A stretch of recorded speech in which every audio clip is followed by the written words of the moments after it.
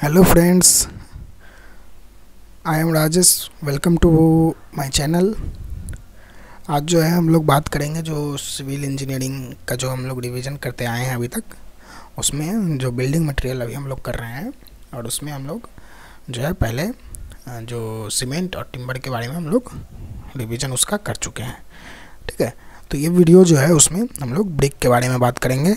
जो ब्रिक है, कितने टाइप के ब्रिक होते हैं और उसके क्या क्या प्रॉपर्टीज़ हैं उसके बारे में हम लोग आज बात करेंगे और जो है और देखेंगे कि उससे रिलेटेड कोई क्या क्या इम्पोर्टेंट बातें हैं। ठीक है फ्रेंड्स, तो इससे पहले अगर आप अभी तक इस चैनल पर नए हैं तो चैनल को सब्सक्राइब ज़रूर कीजिए। अगर वीडियो अच्छा लगेगा तो वीडियो को लाइक ज़रूर कीजिएगा और आप हमें फेसबुक इंस्टाग्राम पे भी फॉलो कर सकते हैं और जो कुछ डॉक्यूमेंट सब जो भी चाहिए उसके लिए आपको जो है टेलीग्राम का एक ग्रुप बना हुआ है वो आप ज्वाइन कर सकते हैं। सारा लिंक जो है डिस्क्रिप्शन में दिया हुआ है। ठीक है, तो आइए वीडियो को स्टार्ट करते हैं। ब्रिक के बारे में बात करने के लिए हम लोग सबसे पहले जो है ब्रिक जो हमारे पास अवेलेबल रहता है उसमें हम लोग देखते हैं कि जो साइज रहता है स्टैंडर्ड साइज, जो मॉड्यूलर ब्रिक का स्टैंडर्ड ब्रिक का जो साइज रहता है वो हम लोग लेते हैं 19x9x9 सेंटीमीटर। ठीक है, या फिर 190x90x90 mm। ठीक है, तो एक ये साइज होता है और दूसरा साइज होता है 19x9x4 सेंटीमीटर का।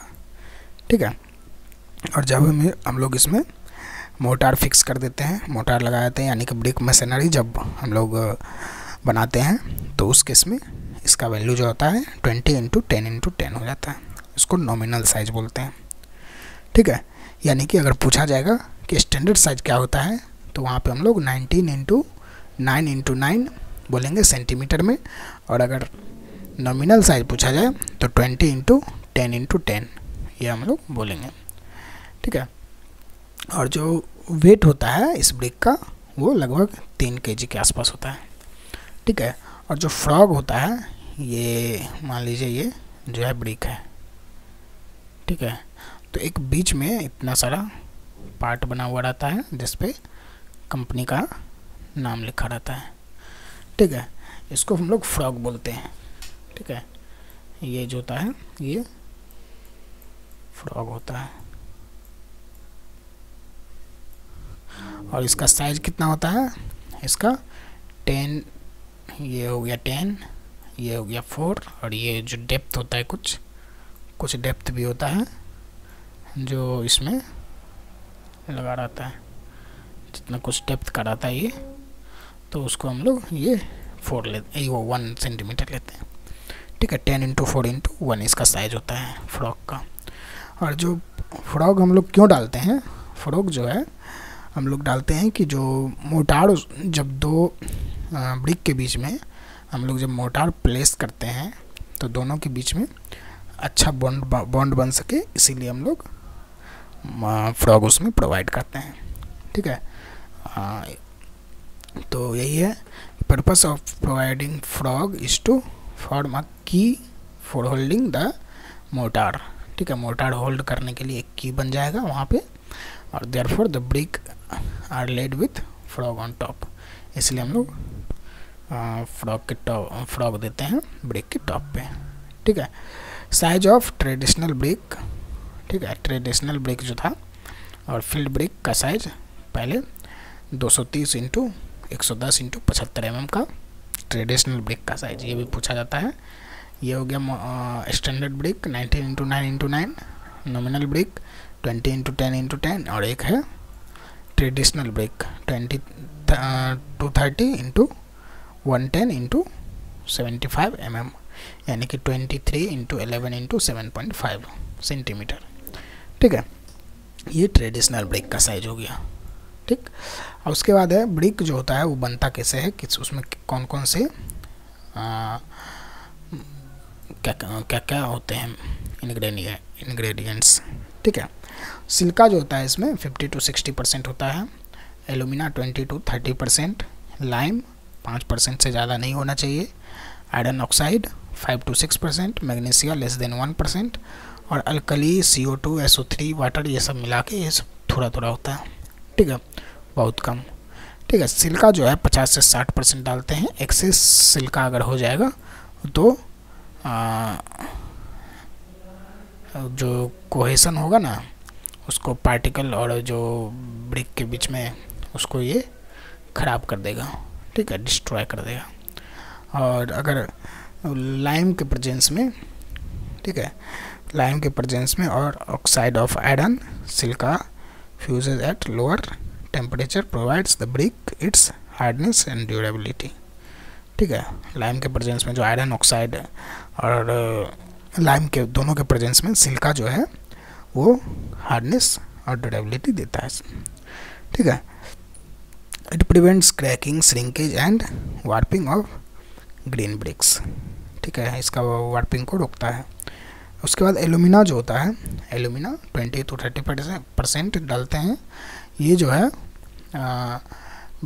प्लास्टिक क्वालिटी ब्रिक को देता है, ठीक है, ताकि जो ब्रिक है वो मोल्ड नहीं हो, ताकि वो ब्रिक जो है मोल्ड हो सके, सॉरी, ठीक है। प्लास्टिक प्रॉपर्टी के कारण क्या होगा, मोल्ड मतलब बन सकता है, ठीक है। इसका अगर एक्सेस अमाउंट में डाल देंगे तो क्या हो जाएगा, क्रैक हो जाएगा। ड्राइंग के टाइम में ड्राइंग होगा तो क्रैक हो जाएगा, जिसके कारण उतना ज़्यादा हार्ड हो जाएगा कि वो ब्रिटल हो जाएगा, मतलब जलने के बाद जब उसको बर्न किया जाएगा तो बहुत ज़्यादा हार्ड हो जाएगा, ठीक है। उसके बाद लाइम जो है, लाइम 5% से ज़्यादा नहीं देना है, ठीक है। तो जो लाइम है उसके कारण it causes silica to fuse during burning process and bind brick particle together, ठीक है। वो सिल्का को जो है वो फ्यूज करता है और उसके बाद जो बर्निंग प्रोसेस के दौरान और जो है ब्रिक के पार्टिकल को एक साथ लाने में हेल्प करता है, ठीक है, बांधने में, बाइंडिंग प्रॉपर्टी कर देने में ये हेल्प करता है लाइम, ठीक है। उसके बाद है एक्सेस लिम्का जो अगर हो जाएगा तो क्या होगा, एक्सेस लिम्का के कारण जो होगा ब्रिक जो है डिसइंटीग्रेटेड है in and hence brick snap is lost, यानी कि अनसाउंड हो जाएगा एक तरह से, ठीक है। मैग्नीशिया 1% से कम हम लोग लेते हैं, उसके कारण जो है मैग्नीशिया जो है imparts yellow tint to the brick and decreases shrinkage, ठीक है, श्रिंकेज को डिक्रीज करता है। एक्सेस के कारण डिके ब्रिक में आ जाता है, ठीक है। उसके बाद आयरन ऑक्साइड है, आयरन ऑक्साइड का काम है कि ये हेल्प करता है सैंड को फ्यूज़ करने में और जो है इसके कारण रेड कलर आता है ब्रिक में, ठीक है। और उसके बाद एक्सेस होने के कारण डार्क ब्लू कलर का कलर आ जाता है, यानी कि ब्लैक स्टेप का आ जाता है, ठीक है। अल्कली जो है जो सोडा और पोटास के फॉर्म में इसमें प्रेजेंट रहता है, ठीक है। Present of organic matter in brick resist burning, ठीक है, but if such matter are not completely burnt brick becomes porous, अगर ये सब मटेरियल को completely बर्न होना ज़रूरी है, अगर नहीं होगा तो जो ब्रिक होगा वो क्या होगा, पोरस हो जाएगा, ठीक है। उसके बाद है क्लासिफिकेशन ऑफ ब्रिक। ब्रिक कितने टाइप के होते हैं, तो है कि first class brick. First class brick में ज़्यादा जानने का ज़रूरत कुछ नहीं है, उसमें जो 3 इम्पोर्टेंट बात है वो हम लोग जानेंगे। इसको जो है टेबल मोल्डेड होता है, ठीक है, टेबल मोल्डेड होता है और बर्न इसको किल्न में किया जाता है और उसका वाटर एब्जॉर्बेशन कैपेसिटी जो होता है वो 20% से ज़्यादा नहीं होना चाहिए, ठीक है। इसका जो वाटर एब्जॉर्बेशन है उसको 20% से ज़्यादा नहीं होना चाहिए। कंप्रेसिव स्ट्रेंथ जो होता है वो 10.5 न्यूटन पर mm² से ज़्यादा होना चाहिए, ठीक है, 10.5 न्यूटन पर mm² से 10.5 न्यूटन पर mm² से ज़्यादा होना चाहिए, ठीक है। उसके बाद सेकेंड क्लास ब्रिक है, वो ग्राउंड मोल्डेड होता है और लेकिन बर्न इसको किल में करते हैं, ठीक है। इसका जो वाटर एब्जॉर्बेशन होता है वो 22% होता है। ड्राई यूनिट वेट, ठीक है, water absorption dry unit weight के टाइम में इसको निकालने के लिए इसको 22% तक हम लोग लेते हैं, ठीक है। उसका कंप्रेसिव स्ट्रेंथ जो होता है 7.7 न्यूटन पर mm² से ज़्यादा ही होना चाहिए, ठीक है, कम से कम 7 न्यूटन पर mm² होना चाहिए। उसके बाद थर्ड क्लास ब्रिक है, थर्ड क्लास ब्रिक जो है ग्राउंड मोल्डेड होता है और क्लैंप में ही बर्न किया जाता है, और इसका जो वाटर एब्जॉर्प्शन है 20%, ड्राई यूनिट वेट के टाइम में इतना 20% तक ले सकते हैं। ठीक है, इरेगुलर शेप होता है इसका, और जो होता है एज होता है इसका अलग अलग तरह का होता है, डिस्ट्रॉइंग टाइप का होता है। ठीक है, तो ये रहा। उसके बाद जो है फोर्थ क्लास ब्रिक होता है। फोर्थ क्लास ब्रिक होता है ओवरबर्न्ड ब्रिक, और ये डिस्टॉर्टेड होता है शेप और साइज में, एक शेप और साइज का नहीं होता है। और जो इस ब्रिक का जो है इस ब्रिक का यूज हम लोग ब्लास्ट बनाने में, जो फाउंडेशन में ब्लास्ट यूज होता है उसको बनाने में हम लोग यूज करते हैं फोर्थ क्लास ब्रिक का। कंप्रेसिव स्ट्रेंथ जो होता है इस ब्रिक का बहुत ज़्यादा होता है। ठीक है, कंप्रेसिव स्ट्रेंथ, ये ओवरबर्न्ड होता है तो बहुत ज़्यादा इसका कंप्रेसिव स्ट्रेंथ होता है। इवन कि जब compressive strength first class brick का 10.5 ही है, और इसका जो कंप्रेसिव स्ट्रेंथ है अप टू यानी कि 40 न्यूटन पर mm² से भी ज़्यादा होता है। ठीक है, तो ये जो है फोर्थ क्लास ब्रिक का कंप्रेसिव स्ट्रेंथ बहुत ज़्यादा होता है, इसीलिए हम लोग ब्लास्ट में इसका यूज़ करते हैं। और इसका वाटर एब्जॉर्प्शन जो होता है 5% के आसपास होता है। ठीक है, कॉमन बिल्डिंग ब्रिक जो है उसका मिनिमम स्ट्रेंथ जो है 35 kgf पर सेंटीमीटर स्क्वायर होना चाहिए, यानी कि 3.5 न्यूटन पर mm² कम से कम होना ही चाहिए। ठीक है, और जो है ब्रिक जो है अर्थ should be free from stone. जहाँ पे हम लोग ब्रिक के लिए जो ब्रिक का बनाएंगे वहाँ पे जो है स्टोन नहीं होना चाहिए एक भी। ठीक है, और ऑर्गेनिक मैटर भी नहीं होना चाहिए। और जो है उसके बाद मैन्युफैक्चरिंग कैसे करते हैं हम लोग इसका ब्रिक का, उसका प्रोसेस है कि सबसे पहले जो है जो ब्रिक के लिए क्ले जो होता है उसको मोल्ड बनाना, तो हम लोग वो काम करते हैं। जो सबसे पहले जो मिट्टी होता है ना, जो उसको पहले बनाते हैं। उसके लिए सबसे पहला प्रोसेस क्या होता है, अनसॉइलिंग करना। अनसॉइलिंग, उसके बाद क्या मतलब जो ऊपर से जो जहाँ से हमको मिट्टी निकालना है, क्ले निकालना है, वहाँ से हम लोग पहले उसको साफ़ सफाई करते हैं। उसके बाद डिगिंग करते हैं वहाँ पे। ठीक है, डिगिंग करने के बाद क्या करते हैं, उसको निकालते हैं। ठीक है, उसके बाद वेदरिंग करते हैं उसका, वेदरिंग के बाद ब्लेंडिंग करते हैं, और ब्लेंडिंग के बाद उसका टेम्परिंग करते हैं। ठीक है, ये सब प्रोसेस हो गया तो क्ले जो है वो बन जाता है। ठीक है, टेम्परिंग तक ये 6 प्रोसेस में हमारा क्ले जो होता है वो बन के रेडी होता है ब्रिक बनाने के लिए। और उसके बाद जो है हम लोग मोल्डिंग करते हैं उसका। मोल्डिंग 2 तरीके से किया जाता है, एक हैंड मोल्डिंग है और एक मशीन मोल्डिंग है। हैंड मोल्डिंग भी 2 तरीके का होता है, ग्राउंड और टेबल। ठीक है, ग्राउंड मोल्डेड और टेबल मोल्डेड होता है। और मशीन मोल्डिंग जो होता है प्लास्टिक क्ले मशीन मेथड और dry clay machine method, 2 method होता है, वायर कट ब्रिक और प्रेस्ड ब्रिक। ठीक है, ये 2 तरीके का टोटल 4 तरीके से हम लोग मोल्डिंग करते हैं।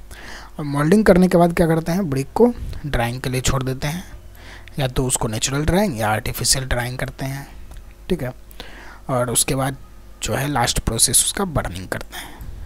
ठीक है, बर्निंग में जो होता है वो 3 तरीके का होता है, या फिर डिहाइड्रेशन होता है 400 से 650 डिग्री सेल्सियस पे। उसके बाद ऑक्सीडेशन पीरियड उसका 650 से 900 डिग्री पे।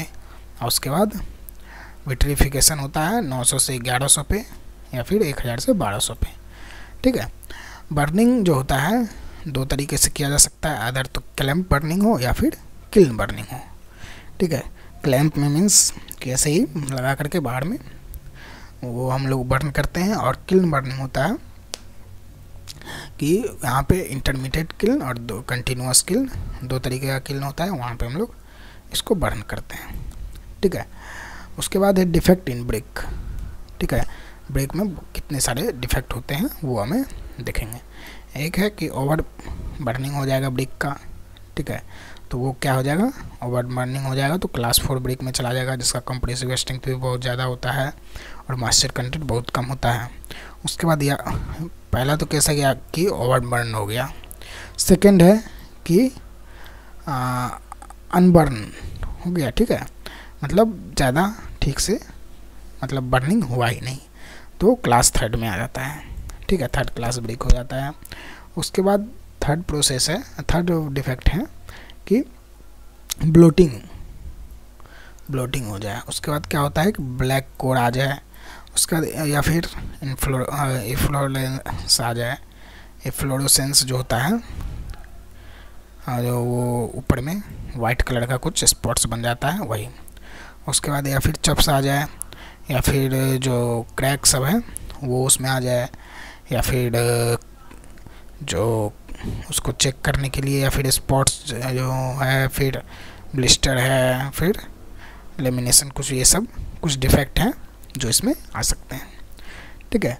कुछ स्पेशल ब्रिक्स भी हैं जिसके बारे में जानना बहुत ज़रूरी है। एक है heavy duty burn clay brick, ठीक है, heavy duty burn clay brick, ठीक है। उसमें होता है कि फर्स्ट होता है क्लास 40 ब्रिक, जो इसका कंप्रेसिव स्ट्रेंथ होता है 40 से कम नहीं है जिसका, उसको हम लोग क्लास 40 ब्रिक बोलेंगे, ठीक है। और जो 45 से कम नहीं है उसको क्लास 45 ब्रिक बोलेंगे। जो वाटर एब्जॉर्प्शन है वो 10% से ज़्यादा नहीं after 24 hour immersion in water, ठीक है। उसको इफ्लोरेसेंस जो है वो 0 होना चाहिए। बल्क डेंसिटी जो है 2500 kg से पर मीटर क्यूब से कम नहीं होना चाहिए, तो इसको हम लोग heavy duty burn clay brick बोलेंगे, ठीक है। उसके बाद है कि burn clay perforated brick, burn clay perforated brick, cylindrical roll throughout its thickness, has light in weight and heat insulated properties, ठीक है।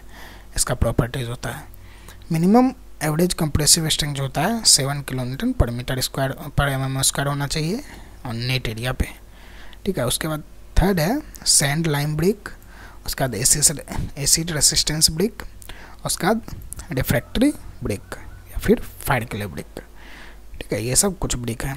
एसिड, ये जो रिफ्रैक्टरी ब्रिक है वो सब ये होता है, एसिडिक ब्रिक होता है, बेसिक होता है, न्यूट्रल होता है, ठीक है, रिफ्रैक्टरी ब्रिक। तो उसके बाद है कि ऑटोक्लेव कैल्शियम सिलिकेट ब्रिक हो जाए, ठीक है। ये सब कुछ जो है स्पेशल ब्रिक के टाइप हो गए। उसके बाद जो है शेप ब्रिक का, बहुत सारे शेप का ब्रिक होता है। एक होता है बुलनोज ब्रिक, फिर coping brick, channel brick, cownose brick, hollow brick, curve sector brick, paving brick, perforated brick, ये सब ब्रिक होते हैं। इसके बारे में ज़्यादा डिटेल में अगर जानना है तो उसके लिए डिटेल में पढ़ना पड़ेगा, हमने यहाँ पे सिर्फ रिवीजन किया है, ठीक है। तो रिवीजन के लिए इतना जो है ये काफ़ी है। इस तरह से आप जो है आप बिल्डिंग मटेरियल जो है उसका रिवीजन कर पाएंगे, और उम्मीद करता हूँ कि वीडियो आपको अच्छा लगा होगा। और जो है वीडियो अच्छा अगर लगा है तो वीडियो को लाइक कीजिए, दोस्तों के साथ शेयर कीजिए और चैनल को सब्सक्राइब कीजिए। और उसके बाद अगर आपको इससे रिलेटेड कोई डाउट है या फिर कोई सुझाव है, फीडबैक है, तो आप हमें कमेंट सेक्शन में इसको बता सकते हैं। और जो हमारा नेक्स्ट वीडियो जो आएगा इस पर वो हमारा रहेगा ब्रिक मशीनरी पे, ठीक है। नेक्स्ट वीडियो में हम लोग ब्रिक मशीनरी के बारे में बात करेंगे कि कितने तरह के ब्रिक मशीनरी होते हैं, कौन सा जो वाल बनाते हैं हम लोग उसमें कौन सा बॉन्ड डालते हैं, कौन सा बॉन्ड सही होता है, कौन सा देखने में अच्छा होता है, कौन सा मजबूत होता है, वही सब जो होता है इम्पोर्टेंट बात जो होता है वो हम लोग इसके लिए करेंगे। तो उम्मीद करते हैं दोस्तों कि आपको वीडियो अच्छा लगा है। वीडियो अच्छा लगा है तो लाइक कीजिए, शेयर कीजिए दोस्तों के साथ, और चैनल को सब्सक्राइब नहीं किए हैं तो चैनल को सब्सक्राइब कीजिए। सब्सक्राइब करने के साथ साथ बेल आइकन को भी ज़रूर दबाइए ताकि आने वाला कोई भी अपडेट आपसे मिस नहीं हो, ठीक है फ्रेंड्स। Thank you.